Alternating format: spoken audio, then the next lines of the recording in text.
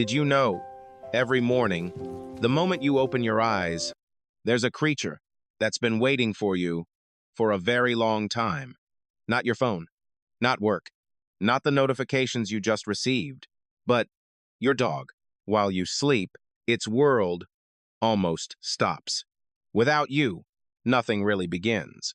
But then you wake up, and what's the first thing you do? You pick up your phone. You scroll. You check. You react to the world before reacting to it. And what about it? It's watching you, silent, waiting. Hopefully, you'll look back at it. But you don't. And at that very moment, a signal was sent, a very small signal, but extremely clear to it. I'm not important. Sounds a bit exaggerated, but to a dog's brain, it's true. Dogs don't live like you. They don't understand schedules. They don't understand deadlines. They don't understand, wait a minute.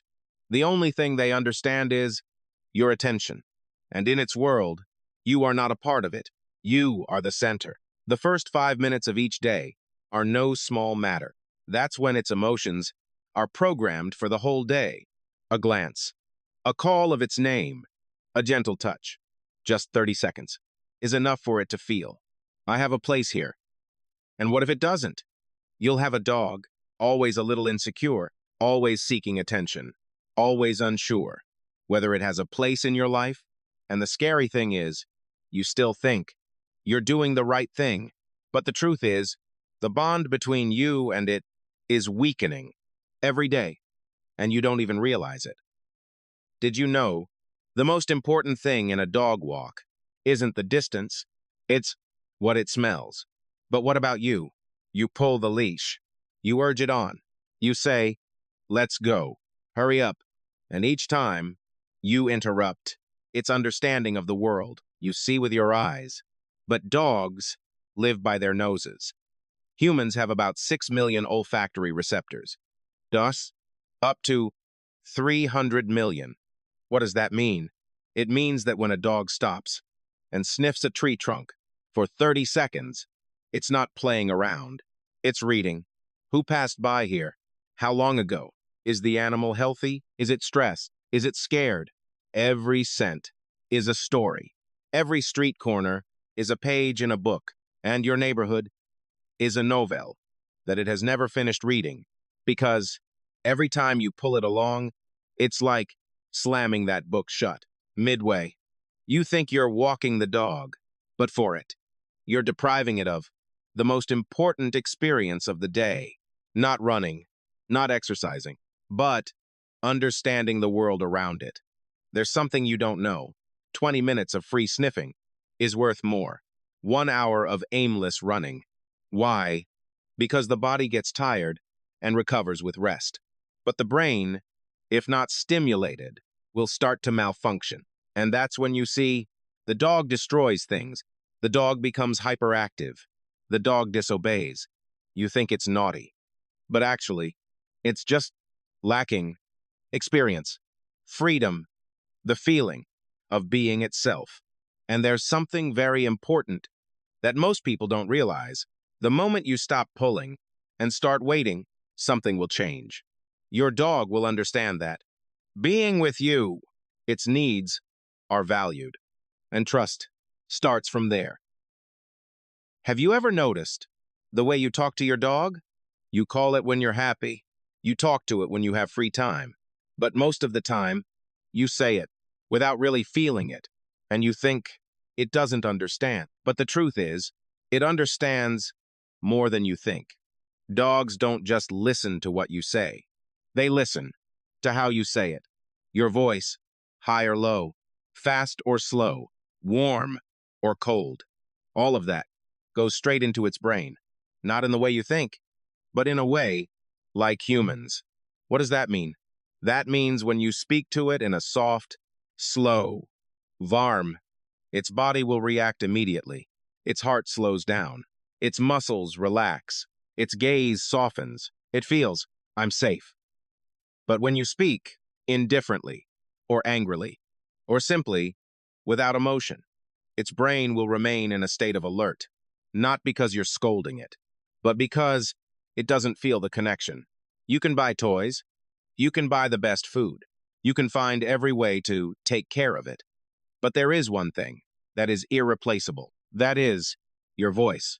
Every time you come home and call its name in a genuinely joyful voice. Every time you bend down and whisper to it when it's lying next to you. You're doing something very special. You're tuning its nervous system. You're telling it, everything's all right. I'm here. You don't need to worry. And over time, it will start to believe it. Not because you taught it, but because it senses it. The question is, are you consistent enough for it to trust you? Because with dogs, trust doesn't come from words, but from the way you repeat that feeling every day. When was the last time you actually played with your dog? Not just throwing a ball and watching. Not playing while scrolling on your phone, but really playing, running with it, interacting with it, making the game real. Because there's a truth that very few people realize. Dogs don't need to be entertained. They need to be satisfied. Sounds the same, but they're completely different.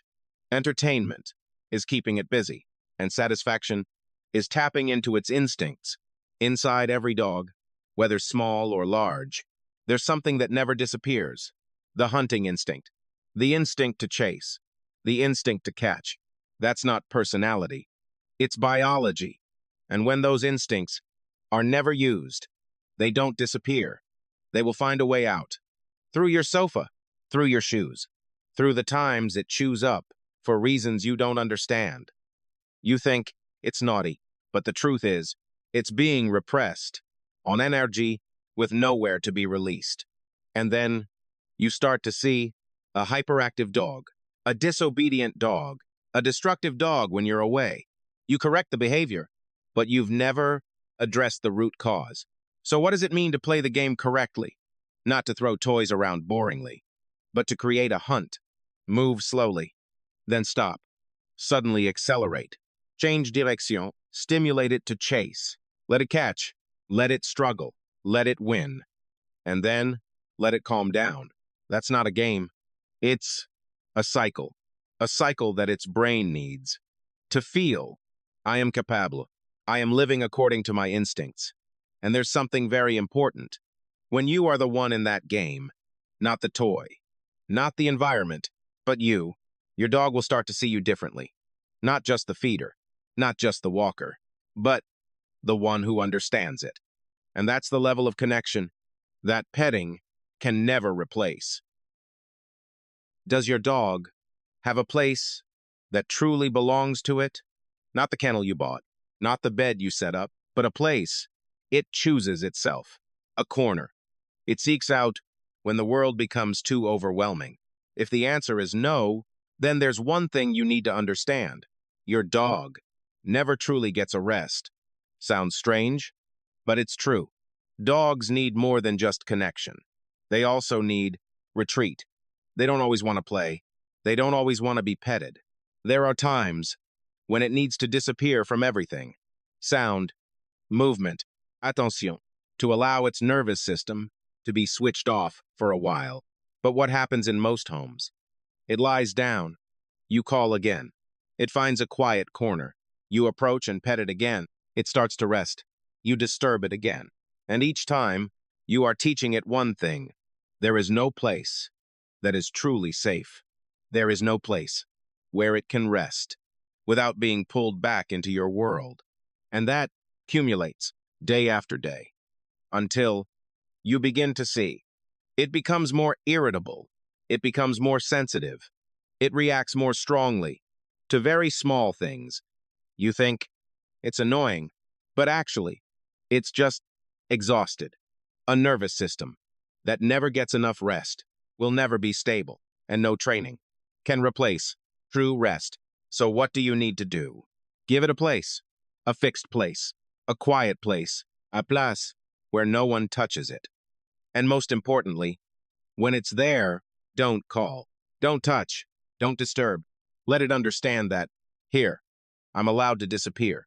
And when it comes back, it won't be the same dog anymore. It will be calmer, more stable, and most importantly, it will begin to feel safe in its own home.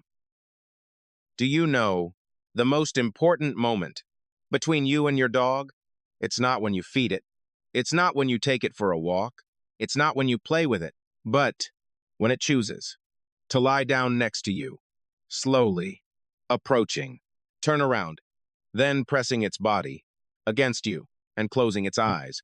You think that's comfort? Be a cute thing. But no, it's a statement that not every creature can make.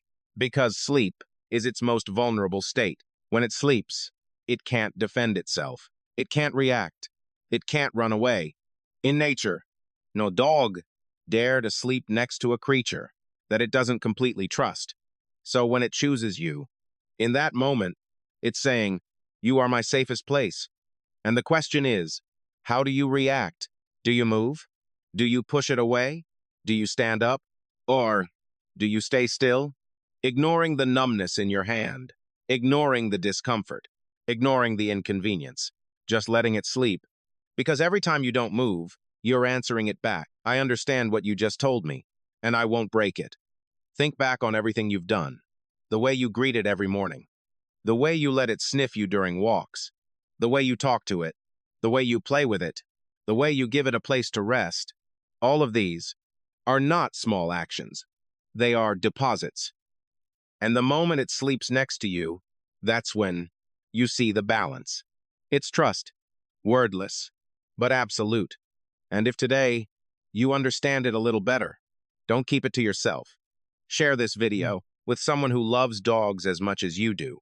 And if you want to understand your dog more deeply each day, follow us, because it doesn't just live with you, it lives for you.